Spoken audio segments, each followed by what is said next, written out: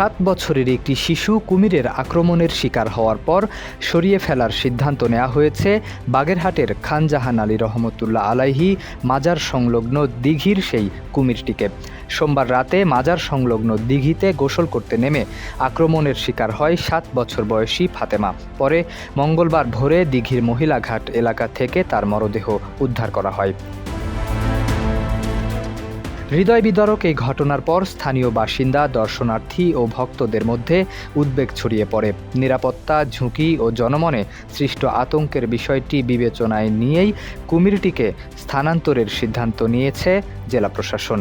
বুধবার খুলনা থেকে একটি বিশেষজ্ঞ দল বাগেরহাটে পৌঁছানোর কথা রয়েছে। তারা কুমিরটির আচরণ ও অবস্থান পর্যবেক্ষণ করে স্থানান্তরের বিষয়ে প্রয়োজনীয় সিদ্ধান্ত নেবেন। কুমিরটিকে কোথায় স্থানান্তর করা হবে সে বিষয়েও এসেছে সিদ্ধান্ত। জেলা প্রশাসক গোলাম মোহাম্মদ বাতেন জানান, সাম্প্রতিক দুর্ঘটনার পর দর্শনার্থী ও ভক্তদের নিরাপত্তার বিষয়টি গুরুত্বের সঙ্গে বিবেচনা করা হয়েছে। পরিস্থিতি পর্যালোচনা করে কুমিরটিকে করমজল বন্যপ্রাণী প্রজনন কেন্দ্রে হস্তান্তরের সিদ্ধান্ত নেওয়া হয়েছে।